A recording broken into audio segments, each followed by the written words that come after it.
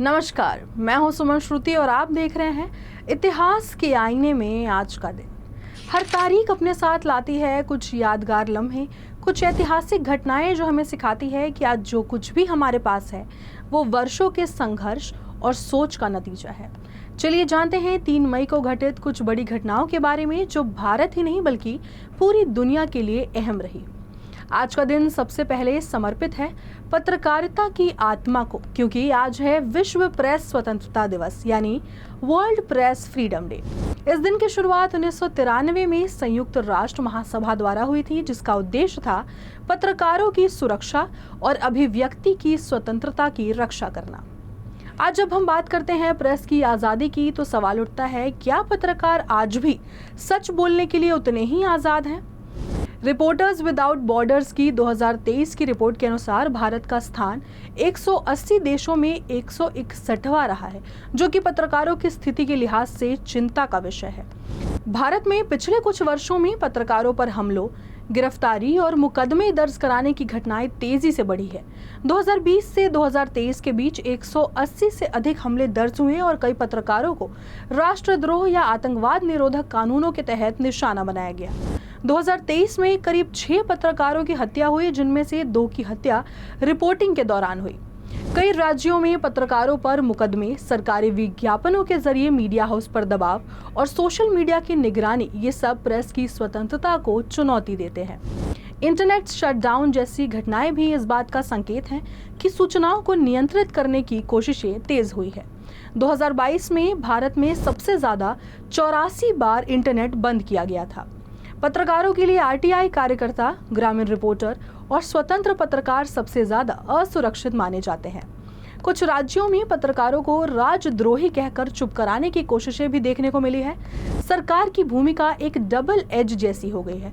एक ओर वह मीडिया की स्वतंत्रता की बात करती है, तो वहीं दूसरी ओर नैरेटिव कंट्रोल के लिए मीडिया संस्थानों पर आर्थिक और कानूनी दबाव बनाया जाता है। यही वजह है कि स्वतंत्र पत्रकारिता को बनाए रखने के लिए स्वतंत्र media platform, social media reporting और डिजिटल न्यूज आउटलेट्स तेजी से उभर रहे हैं।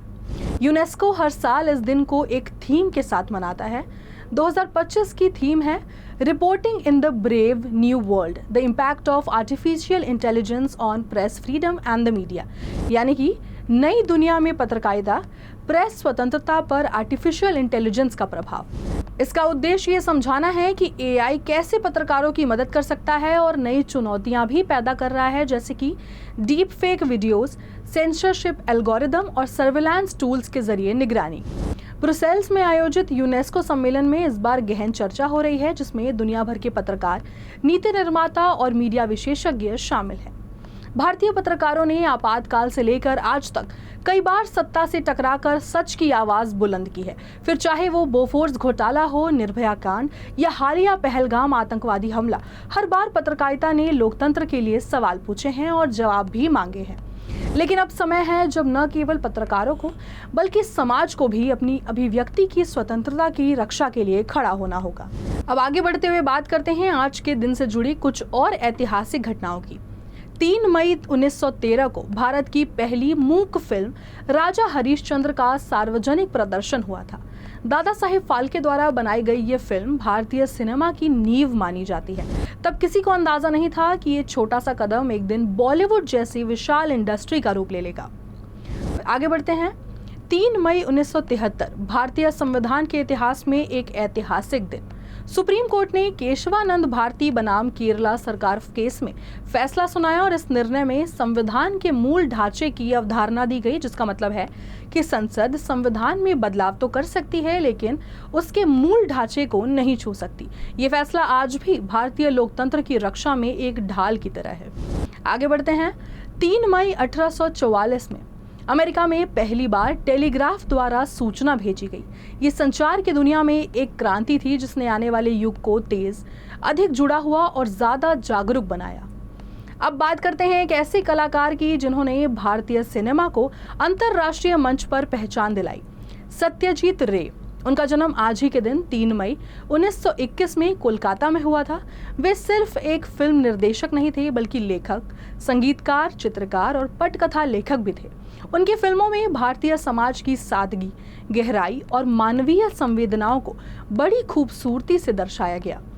1955 में आई उनकी पहली फिल्म पाथेर पांचाली ने दुनिया भर में वाहवाही बटोरी। ये फिल्म एक गरीब किसान परिवार की थी, लेकिन इसके भाव इतने सशक्त थे कि ये कांस फिल्म फेस्टिवल में बेस्ट ह्यूमन डॉक्यूमेंट का अवार्ड जीत कर आई।